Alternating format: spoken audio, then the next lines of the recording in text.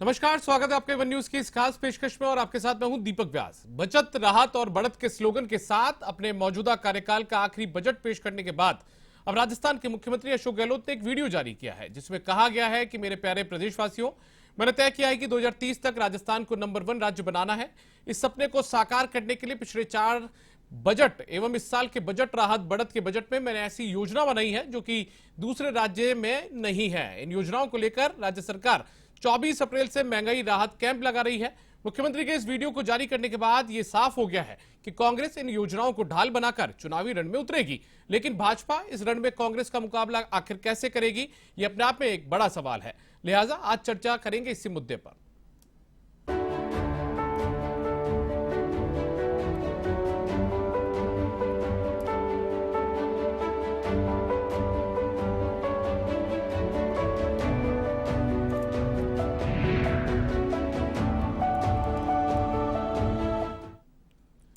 और हम चर्चा की शुरुआत करें उससे पहले आपको बता दें कि हमारे साथ में 2 खास मेहमान जुड़े हुए हैं। राजकुमार शर्मा जी जो कि कांग्रेस के नेता हैं, साथ में हमारे साथ जुड़े हुए शैलेंद्र दाबाई जी जो कि बीजेपी के नेता हैं। लेकिन आपको इस चर्चा की शुरुआत करें उससे पहले सुनवाते हैं कि आखिर मुख्यमंत्री अशोक गहलोत ने इस वीडियो संदेश के जरिए क्या कुछ कहा है।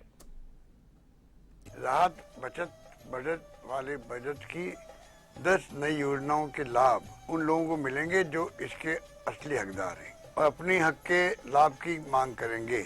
24 अप्रैल से पूरे राजस्थान में कोने कोने में हजारों महंगाई राहत कैंप लगाए जाएंगे। अब महंगाई राहत कैंप में आकर इन 10 योजनाओं का लाभ लेने के लिए पंजीकरण करवाना नहीं भूलें। ये कैंप तब तक चलेंगे जब तक हर किसी का पंजीकरण ना हो, हर योग्य व्यक्ति तक उनका लाभ ना पहुंच जाए। तो हमारे साथ 2 खास मेहमान जुड़े हुए हैं और इस चर्चा की शुरुआत हम करते हैं राजकुमार शर्मा जी से। राजकुमार जी, मान लिया जाए कि बजट जो कि बचत, राहत और बढ़त के नाम से आप लोगों ने जारी किया, मुख्यमंत्री ने जारी किया, उसके बाद में अब जो राहत कैंप की बात आप कर रहे हैं तो ये कांग्रेस को राहत देगी चुनावों के अंदर? देखिए दीपक जी, 2023 में कांग्रेस पार्टी वापस रिपीट हो रही है। उस बात में हमारी ये जो योजनाएं हैं, ये जो हमारा महंगाई का जो राहत का जो कैंप है, ये बहुत ज़्यादा मास्टर स्ट्रोक के रूप में काम आएगा। हमने 24 अप्रैल से महंगाई राहत कैंप पूरे राजस्थान में हजारों जगह लगाने का फैसला लिया है। हम इन कैंपों के अंदर जो हमारी प्रमुख 10 योजनाएं हैं जिससे महंगाई से राजस्थान की जनता को लाभ मिलेगा, वो हमारी सब तरह की वहाँ सुविधाओं का लाभ मिलेगा। हमने वहाँ पर जो 500 रुपये का सिलेंडर है, हमने वहाँ तय किया है कि आप राहत कैंप में जाएं, वहाँ आप रजिस्ट्रेशन कराएं। 50 यूनिट से लेकर के 100 यूनिट तक की जो बिजली फ्री है उसका भी आप वहाँ रजिस्ट्रेशन करा सकते हैं। आप है जो 2000 रुपये जो किसानों को जो बिजली फ्री है उसका भी आप वहाँ रजिस्ट्रेशन करा सकते हैं। नरेगा का जो रजिस्ट्रेशन है, जो 16 दिन का जो हमने घोषणा की थी, 100 से लेकर हमने 125 दिन की जो गारंटी दी है रोजगार की, उसका आप वहाँ रजिस्ट्रेशन करा सकते हैं। इंदिरा गांधी शहरी जो योजना है उसका भी आप वहाँ रजिस्ट्रेशन करा सकते हैं। और उसके साथ साथ जो हमने 10 लाख रुपए से लेकर के 25 लाख रुपए का जो मुख्यमंत्री चिरंजीवी स्वास्थ्य बीमा योजना थी उसका भी आप रजिस्ट्रेशन करा सकते हैं। 5 लाख रुपए का जो दुर्घटना बीमा योजना थी उसको हमने 5 लाख से बढ़ाकर 10 लाख कर दिया है, उसका भी आप रजिस्ट्रेशन करा सकते हैं। आप पशुओं के लिए जो हमने जो कामधेनु जो पशु योजना जारी की थी, बीमा योजना जारी की थी, एक जिसके घर में 2 पशु हैं 40,000 रुपए का बीमा करा सकते हैं, वो भी वहां उसका रजिस्ट्रेशन करा सकते हैं। मान लिया जाए कि ये जो राहत कैंप आप लगा रहे हैं, ये राहत कैंप आपको राहत देंगे चुनावों के अंदर? निश्चित तौर पे राजस्थान की जनता को ये बहुत राहत प्रदान करेंगे और जब राजस्थान की जनता को महंगाई की मार से जब राहत प्रदान होगी तो निश्चित तौर पे कांग्रेस पार्टी को इसका लाभ मिलेगा। चलिए शैलेंद्र जी, आपने सुना राजकुमार जी को, और राजकुमार जी की पार्टी राहत कैंप के जरिए खुद की राहत तलाशने की कोशिश में जुट गई है। बीजेपी किस तरीके से देखती है इसे? हाँ, वापस करो, मैं काट रहा हूँ।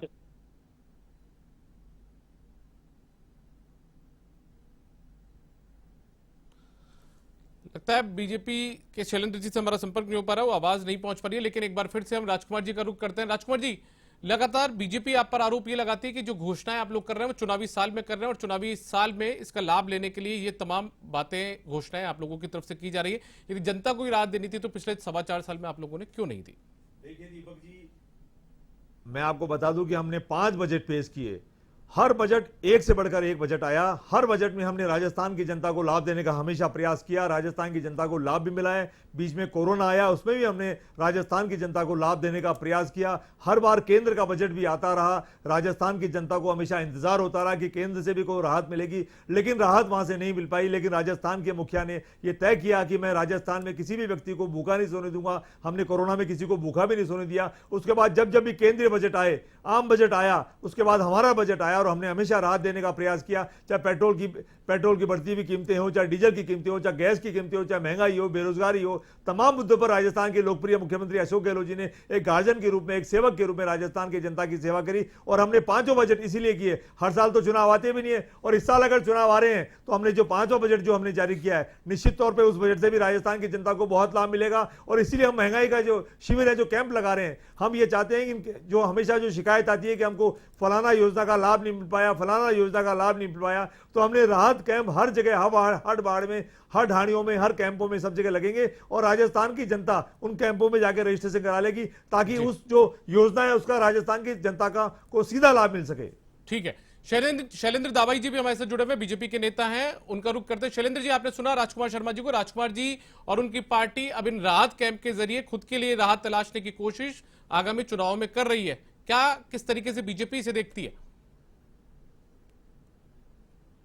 4 साल तो इन्होंने राजस्थान की जनता की कोई सुध नहीं ली। अगर मैं राजकुमार जी को याद दिला दूं तो पिछले 4 साल के जो बजट हैं, उन बजटीय घोषणाओं को भी अभी तक पूरा नहीं कर पाए।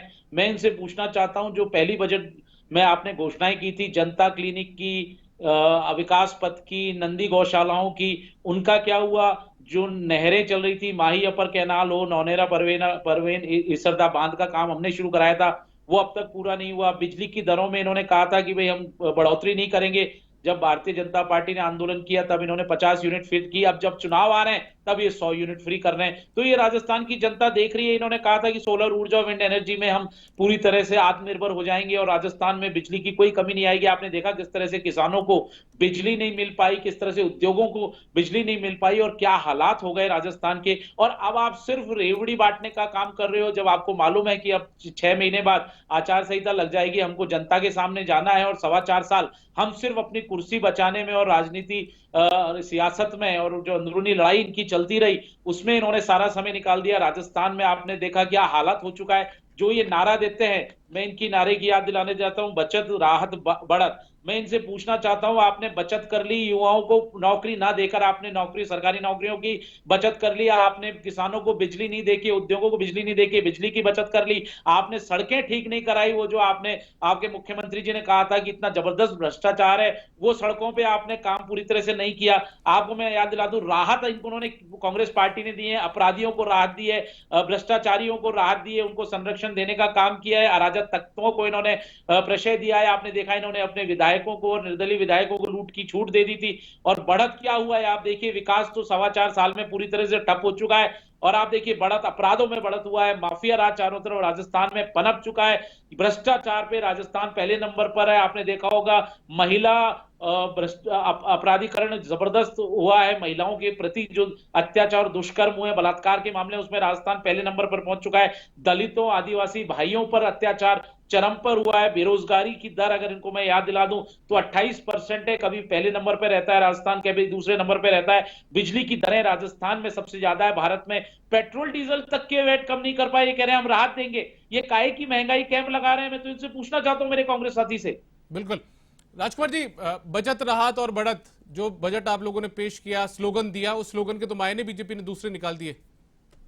देखिए, भारतीय जनता पार्टी का तो काम अभी हमारी राजस्थान की जो सरकार जो शानदार काम कर रही है उसमें कमियां निकालने का है। हमने जो कहा कि बचत, राहत और बढ़त, ये आप राजस्थान की आम जनता से जाके पूछें तो राजस्थान की जनता को लाभ मिलने लग गया है। हमने जो 5 बजट पेश किए, पांचों के पांचों बजट पेश करने के तत्पश्चात माननीय मुख्यमंत्री जी तुरंत अधिकारियों को बुलाते हैं, सीएस को बुलाते हैं और अधिकारियों को बैठ करके ये कड़ा निर्देश देते हैं कि सारे की सारी ये जो घोषणाएं हमने की है वो तमाम घोषणाएं जमीन पे उतरनी चाहिए। और मैं आपको बता दूं कि अब तक हमने जितने भी बजट पेश किए हैं 90% से ऊपर सारी घोषणाएं पूरी हो गई है। थोड़ी बहुत जो 10% बची हुई है वो पाइपलाइन में, अतिशीघ्र सारी घोषणाएं पूरी हो जाएगी। राजस्थान की जनता को लाभ मिलेगा। केंद्र सरकार राजस्थान के साथ भेदभावपूर्ण नीति अपनाए, उसकी हमको चिंता नहीं है। हमने ईआरसीपी के मामले में हमने 25 सांसदों से बहुत रिक्वेस्ट करी कि आप भारत के प्रधानमंत्री से रिक्वेस्ट करें, लेकिन ये मानने को तैयार नहीं है, ये ओपीएस लागू करने को तैयार नहीं है। हमने आरटीएस लागू किया राजस्थान की जनता के हित के लिए, हमने वकीलों की सुरक्षा के लिए हमने कानून बनाया और आरटीजीएस और वकीलों की सुरक्षा के मामले में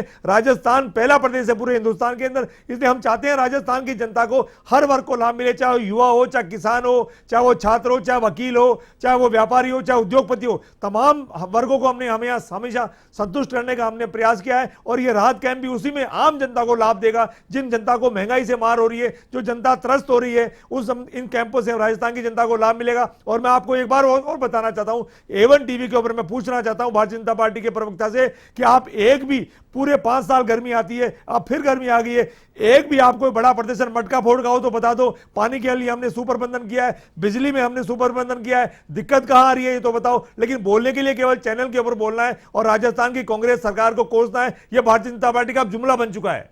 लक्ष्मण जी, मेरा एक सवाल था, ये जो राहत कैंप लगेंगे, यदि बजट घोषणाओं की पूर्ति करनी है, जनता को उसका फायदा देना है, तो वैसे भी दिया जा सकता है। ये राहत कैंप पेचीदगी नहीं बढ़ाएंगे जनता की? ऐसा नहीं है दीपक जी, अधिकतर क्या होता है कि जमीन तक, लास्ट तक, कोई बात अंतिम व्यक्ति तक पहुंचे व्यक्ति तक कई बार जब उस योजना का लाभ नहीं मिलता है तो राजस्थान के मुखिया ने तय किया, आदरणीय अशोक गहलोत साहब ने तय किया कि मैं आपके पंचायत स्तर पे आपके ढाणी में ही मैं कैंप खुलवा दूंगा और किसी भी व्यक्ति को अगर इस बात की शिकायत रहती है कि मेरे को लाभ नहीं मिल पाए तो वहां जाए और रजिस्ट्रेशन कराए, उसको स्वतः ही लाभ मिल जाएगा। ठीक है शैलेंद्र जी, आपने सुना। मेरा सवाल आपसे भी, क्या ये पेचीदगी बढ़ाएगा उनके लिए जो जिन लोगों को राहत चाहिए या सरकारी योजनाओं का लाभ लेना उनके लिए? कि अगर सरकार की मंशा साफ होती तो प्रॉपर तरीके से जो योजनाएं की घोषणा करी है वो धरातल पर आती। अब इनको पता है 6 महीने बाद चुनाव में जाना है, 4.25 साल तो हमने कुर्सी को बचाने में और कुर्सी हथियाने में पूरा समय बिता दिया और किस तरह से इन कांग्रेस पार्टी की अंदरूनी कलह रही, जिसपे आपने देखा कि भ्रष्टाचार चरम पर आ चुका है। अब सिर्फ दिखाने के लिए चुनावी स्टंट है। आप देखिए अब तक इन्होंने कई कार्य पूरे नहीं करना है। मैं पूछना चाहता हूं राजकुमार जी से, बड़ी बड़ी बातें कर रहे हैं, क्या इन्होंने किसानों का कर्जा माफ कर दिया? जो आपके राहुल गांधी जी आए थे, कहा था कि 10 दिन में पूरा संपूर्ण किसानों का कर्जा माफ हो जाएगा, उसका क्या हुआ? मैं इनसे पूछना चाहता हूं, जो युवा बेरोजगारों को आपने बेरोजगारी भत्ता देने का वादा किया था, आप बेरोजगारी भत्ता युवाओं को नहीं दे पाए, आप किसानों को बिजली नहीं दे पाए, महिलाओं की आप सुरक्षा नहीं कर पाए, आप स्कूल आपने देखा इंग्लिश मीडियम स्कूल खोल दिए, उनका इंफ्रास्ट्रक्चर नहीं है, हिंदी मीडियम स्कूलों में चल रहे हैं, ना इंफ्रास्ट्रक्चर है ना टीचर है। क्या हालात हो रखी है, किस तरह से भ्रष्टाचार चरम पर है। देखिए टीचर्स सम्मेलन में जब मुख्यमंत्री पूछते हैं कि आपके तबादलों में पैसा लिया जाता है, टीचर्स कहते हैं 4-4 बार लिया जाता है। तो ये इस तरह की कमजोर लाचार सरकार है और सिर्फ अपनी थोथी घोषणाएं जो उन्होंने की है, जो धरातल पर आने वाली नहीं है। क्योंकि आपने देखा किस तरह से अब इनके बीच में सिर्फ फुटबॉल शुरू हो गया है, किस तरह से विधायक जो है मंत्रियों को घेर रहे हैं, ये लगातार घेरते आ रहे। 4 साल से इन्होंने राजस्थान का हाल जो कर दिया है, विकास राजस्थान का ठप हो चुका है, बिल्कुल विकास नाम का कोई व्यवस्था नहीं बची है। गुड गवर्नेंस की बात करते थे, गवर्नेंस ये दे नहीं पाए हैं। और किस तरह से इन्होंने कहा था कि भाई हम पूरी शांति देंगे और कानून व्यवस्था के शासन देंगे, आपने देखा कानून है नहीं, शासन चल नहीं रहा है। पूरे आप किसी भी गांव के आदमी से पूछ लीजिए, वो सब यही कहेगा कि हर पग पे भ्रष्टाचार है, कोई रिलीफ हमको नहीं मिल रहा है। अब सिर्फ ये घोषणाएं करके और ये सिर्फ बताना चाहते हैं कि हम कितने हितैषी हैं, जनता राजस्थान की समझ चुकी है। अगर इनको वास्तविक इनका करना चाहिए था तो देखिए इनकी केंद्र की जो हमारी प्रधानमंत्री नरेंद्र मोदी जी की योजनाएं थी, उनको भी ये धरातल पे नहीं उतार पाए। चाहे जल जीवन मिशन हो, हमने 10 करोड़ से अधिक नल से शुद्ध जल देने का काम किया था, उसको भी ये पूरी तरह से फर्जीवाड़ा और भ्रष्टाचार की भेंट राजस्थान में चढ़ चुका है। जबकि बता चुके हैं कि 30% काम भी पूरा नहीं हुआ है। आवास योजना को देखा, 3.5 करोड़ हमने भारत में आवास बनाए और राजस्थान में हमने 17 लाख आवास बना के इनको दिए, उसको भी अभी तक इन्होंने ढंग से नहीं दिया है। हमने अगर लाभार्थियों को पूरी तरह से भ्रष्टाचार से मुक्त लाभार्थियों को जो भी उसको मिलना था उसके डायरेक्ट बेनिफिट ट्रांसफर हुए हैं, ट्रांसफर खाते में गए। हमने 47 करोड़ लोगों के जनधन खाते खोले हैं। आपने देखा हुआ कोविड में हमने 2 साल किसी को भी भूखा नहीं रहने दिया। हमने 80 करोड़ लोगों को मुफ्त अनाज योजना के तहत भोजन दिया और आज भी अन्य दे रहे हैं कि तब तक क्या है कि जब तक आर्थिक स्थिति में आपने देखा किस तरह से अब भारत प्रगति कर रहा है और हम 5वीं विश्व की अर्थव्यवस्था बन चुके हैं। उनकी राइट टू हेल्थ, मैं इनको बोलना चाहता हूं Deepak ji, right to health तो इनका पिट गया। जिस उद्देश्य से लेकर ये आए थे वो उद्देश्य तो विफल हो गया। 98% जो अस्पताल है वो बाहर हो गए, प्राइवेट अस्पताल। तो बताइए इलाज किसका करेंगे अब ये?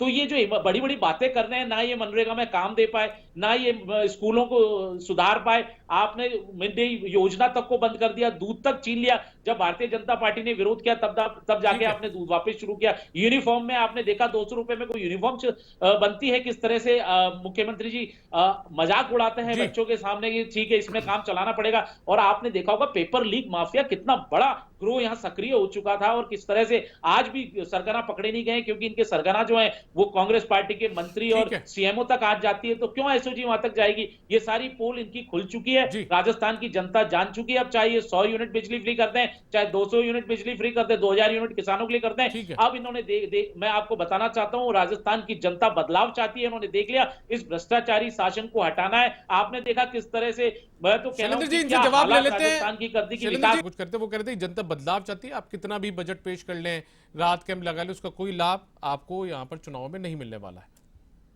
देखिए दीपक जी, देश की जनता, राजस्थान की जनता बदलाव चाहती है या नहीं चाहती है, ये तो राजस्थान में जितने भी उपचुनाव हुए थे उसमें कांग्रेस पार्टी के नेताओं ने भारतीय जनता पार्टी का सुपड़ा साफ करके, जनता ने सुपड़ा साफ करके साबित कर दिया कि वो राजस्थान में भारतीय जनता पार्टी को चाहती है या कांग्रेस पार्टी को चाहती है। अब रही बात, थोड़े दिन और रुक जाओ, 2023 का चुनाव आ रहा है और 2023 के चुनाव में कांग्रेस पार्टी फिर आपको पटक नहीं देगी और हम 2023 में वापस रिपीट करेंगे। मैं आपको बता दूं कि हमने जो ये महंगाई शिविर लगाए, हमने जो लाभार्थी जो शिविर लगाए थे, हमने जो लाभार्थी सम्मेलन किया था, हमने संभागीय सम्मेलन किया। राजस्थान की सरकार पूरे अधिकारियों को लेकर के हर योजना को जमीन तक पहुंचाने के लिए, अंतिम व्यक्ति तक पहुंचाने के लिए बहुत ज्यादा सीरियस है और अंतिम व्यक्ति तक वो लाभ मिलना चाहिए, वो पहुंच भी रहा है। मैंने अभी थोड़ी देर पहले भी आपको हमारे बीजेपी प्रवक्ता मंत्री से पूछा था कि ईआरसीपी के मुद्दे पर भी थोड़ा सा आप बोलिए। 25 के 25 सांसदों से आप रिक्वेस्ट करिए कि वो भारत के प्रधानमंत्री से बोले कि 13 जिलों की जनता, किसान पानी मांग रहा है। अब गर्मी का टाइम है, पानी चाहिए उनको, लेकिन उस मामले पे नहीं बोल पा रहे हैं। मैं कह रहा हूं कि मटके हमने एक जगह भी नहीं फूटने दिए, मटके हमने एक जगह भी नहीं फूटने दिए। बिजली के मामले में कोई हाहाकार नहीं बचा। हमने किसानों को बिजली फ्री दी, हमने आम जनता को बिजली फ्री दी, हमने अनुकृति योजना के तहत छात्र छात्राओं को पढ़ाने का प्रयास किया, हमने पालनहार योजना चलाई, हमने तमाम तरह की योजनाएं हमने चलाई है। हमने इंसान की दवाइयां फ्री की, जानवरों की दवाइयां की फ्री की, इंसान के टेस्ट फ्री किए, जानवरों के टेस्ट भी फ्री किए। ये तमाम तरह की योजनाएं राजस्थान को बहुत अच्छी लग रही है। हमने कोरोना का बहुत सुप्रबंधन किया, शानदार सुप्रबंधन किया। मुख्यमंत्री जी को खुद को कई बार कोरोना हो गया, अभी थोड़े दिन पहले भी उनको कोरोना हुआ, लेकिन राजस्थान की जनता की सेवा करने से वो पीछे कभी नहीं हटे। और आप जानते हैं राजनीतिक माहौल भी कई बार खराब करने का भारतीय जनता पार्टी ने प्रयास किया, लेकिन उसके बावजूद भी राजस्थान के मुख्यमंत्री अपने तमाम विधायकों को लेकर और डटे रहे और राजस्थान की सेवा करने में कभी भी पीछे नहीं रहे।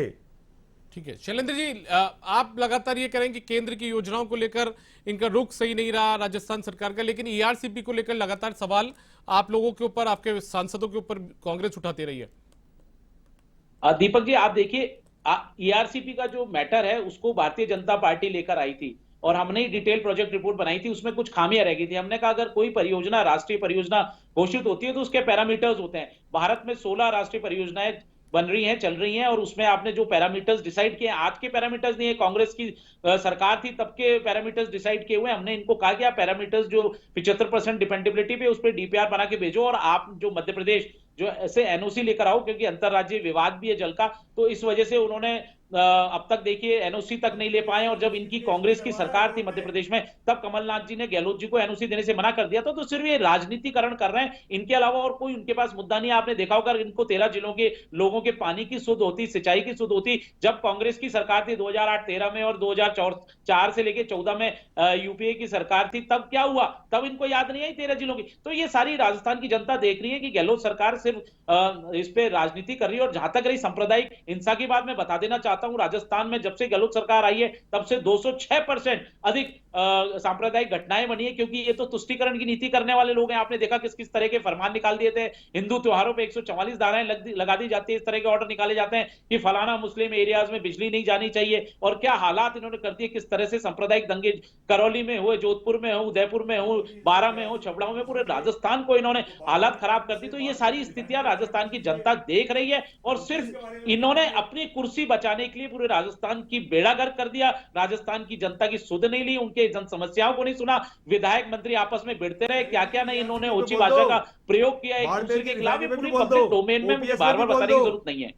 पेट्रोल डीजल की बढ़ती हुई कीमतों पे भी बोल दो, महंगाई पे भी थोड़ा सा बोल दो, 25 के अरे 25 आप सांसदों पेट्रोल से कीमत निवेदन सबसे करो ज्यादा राजस्थान कि में भारत है। के प्रधानमंत्री से आपको अपील ध्यान है, करें। सबसे ज्यादा आपको अगर भारत महंगाई के में राहत ताकतवर चाहिए जनता को प्रधानमंत्री तो जी वैट कम करिए। 13 जिलों को पानी तो नहीं दे कांग्रेस सकते। प्रवक्ता को मैं बता देना चाहता हूँ, हिंदुस्तान में सबसे ज्यादा अगर पेट्रोल डीजल के दाम है राजस्थान में है, बिजली की दरें सबसे ज्यादा है राजस्थान में, भ्रष्टाचार है गब्बर सिंह सबसे टैक्स कम ज्यादा करवा दो। राजस्थान में, राजस्थान की अपराध जनता सबसे मांग ज्यादा कर रही है। राजस्थान में। जीएसटी कम करा दो अरे शैलेंद्र आप जी। रिकॉर्ड बना रहे हो नंबर पे राजस्थान की नंबर। जनता मांग कर रही है। राजस्थान की जनता बेरोजगारी को में आप लाभ मिल पहले जाएगा, नंबर पे, दूसरे 2 नंबर वोट पे आपको रहते हो। ज्यादा मिल जाएंगे। आप बताइए ना, हम तो आपके वोटों के आपने लाभ अगर की बात कर रहे महंगाई से हैं। राहत देनी थी, क्यों नहीं आप दे रहे हो? पेट्रोल डीजल के वैट कम क्यों नहीं कर रहे हो? जनता को सीधे राहत क्यों नहीं दे रहे हो? ईआरसीपी से पानी दिलवा दो किसानों को। बिजली की दरें खेत कम पानी क्यों मांग नहीं रहा कर है, रहे हो? बताइए किसान ना। पानी मांग रहा है, जवाब दीजिए। अरे तो किसान पानी को मांग रहा है, आपने जवाब कहा कि दीजिए। बिजली नहीं दी, 2-3 13 घंटे जिलों आप का बिजली किसान देते पानी हो, मांग रहा है, उद्योगों की बिजली खेत काट पानी देते हो, मांग रहा पूरा है, राजस्थान देख गर्मी रहा का है। समय आपने है। चुनावी घोषणा पत्र में कहा था कि हम सौर ऊर्जा और विंड एनर्जी में आत्मनिर्भर हो जाएंगे, और आपने उसमें 4.5 साल में कोई काम नहीं किया। बता दीजिए। शैलेंद्र जी, मैं पूछना किसान चाहता पानी हूं मेरे मांग रहा है कांग्रेस 13 प्रवक्ता जिलों से, का। क्या काम किया आपने? ईआरसीपी आपने पे ब्लैक, बोलो। बल्कि कोयला मंगाने में आपने घोटाला किया है। आप तो घोटालेबाजों की सरकार है। पेपर माफिया आपने देखा, करोड़ों रुपए का घोटाला हुआ। खनन माफिया, इन्हीं के जो मेरी विधायक है बात का भरत जवाब सिंह नहीं जी, वो देंगे इन्हीं शैलेंद्र के जी। जो खनन मंत्री हैं, जो सबसे बड़ा आरोप 25 के लगाते हैं कि 25 वही सांसदों खान से नहीं माफिया पूछ है, पाएंगे। जो प्रमोद 25 के जैन भाई 25 है, सांसद जो इनके भारत के शांति धारीवाल प्रधानमंत्री जी से अपील यूडीएफ नहीं कर मंत्री हैं, उन पाएंगे पे आरोप कि लगाए गए राजस्थान के कि 13 वो भी जिले खनन पानी मांग माफिया रहे के हैं। साथ इन्वॉल्व है और भू माफियाओं के साथ इन्वॉल्व है। तो ये सारी चीजें देखा किस तरह से बाड़मेर शराब की माफिया को रिफाइनरी, किस तरह से अधिकारी लाखों लोगों को रोजगार लगातार मिलता, इसके करप्शन में फंस रहे हैं, नौजवानों क्योंकि को डर है रोजगार नहीं। मिलता, क्योंकि सरकार चली नहीं रही, ओपीएस लागू नहीं कानून करेंगे, व्यवस्था है ही नहीं, डर है ही नहीं। तो आप देखिए, जीएसटी कम नहीं करेंगे। चौपट राजा हो रहा है राजस्थान का हाल। राजकुमार जी कुछ सवाल पूछ रहे थे आप? ईआरसीपी पे बोलो शैलेंद्र जी, मैं आपसे अपील कर रहा हूं। एवन टीवी के सभी दर्शक पूछना चाहते हैं ईआरसीपी पे भारतीय जनता पार्टी क्या कर रही है। अच्छा, ईआरसीपी पे बताइए, डिटेल प्रोजेक्ट रिपोर्ट क्या कहती ओपीएस है? पे क्या कर रही है? राष्ट्रीय परियोजना के बाड़मेर की पैरामीटर्स क्या रिफाइनरी है, पे आपको क्या पता कर है रही है? राजकुमार जी, आप बताइए। 13 जिलों का किसान पानी मांग रहा है। परियोजना, कानून तो बनते रहेंगे, भारत के प्रधानमंत्री बहुत ताकतवर हैं। आपको मालूम है क्या? 13 जिलों को पानी पिला दो। राजस्थान की जनता ने 25 सांसद दिए आपको, कब घोषित करे होती 25 है? के 25 पहले सांसद, ये बताओ ना।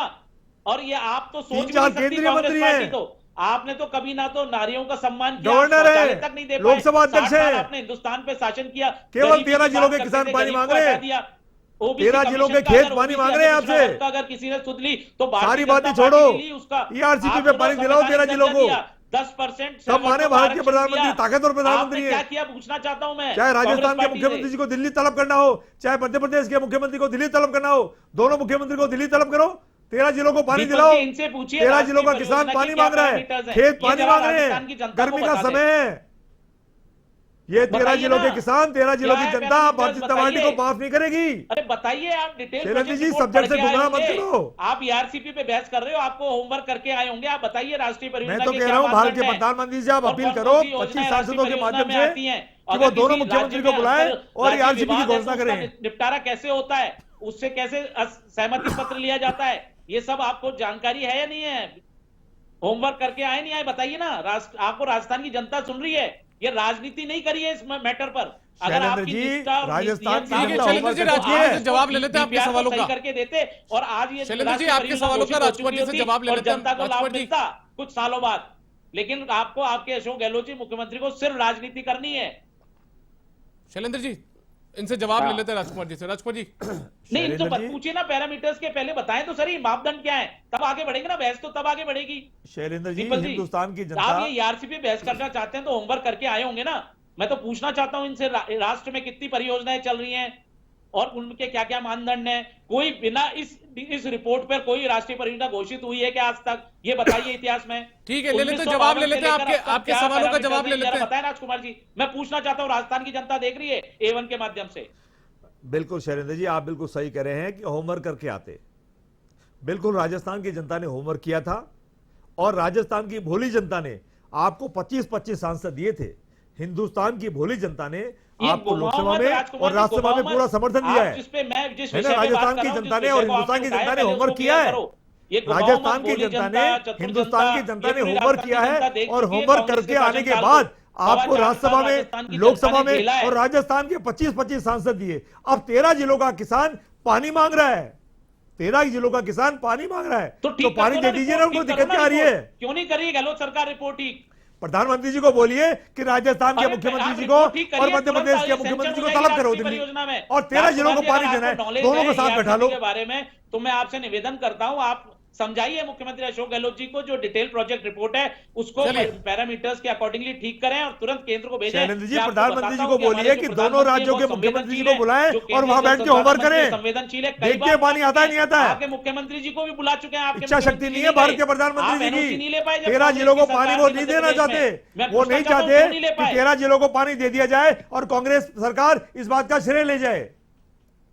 चलिए, आप दोनों हमारे साथ जुड़े, शैलेंद्र जी और साथ में राजकुमार शर्मा जी, आप दोनों का बहुत बहुत शुक्रिया। कुल मिलाकर यहां पर बातें वही है कि कांग्रेस अपनी योजनाओं के बूते इस चुनावी रण में इन योजनाओं को ढाल बनाकर कूदने की तैयारी में है और उसे लगता है कि राहत कैंप के जरिए जो चुनाव में राहत है वो कांग्रेस को मिलेगी, जबकि बीजेपी को साफ तौर पर यह लगता है कि जो चुनावी घोषणाएं हैं ये चुनावी साल में की गई हैं और इसका लाभ यहां पर कांग्रेस को मिलता हुआ नजर नहीं आएगा।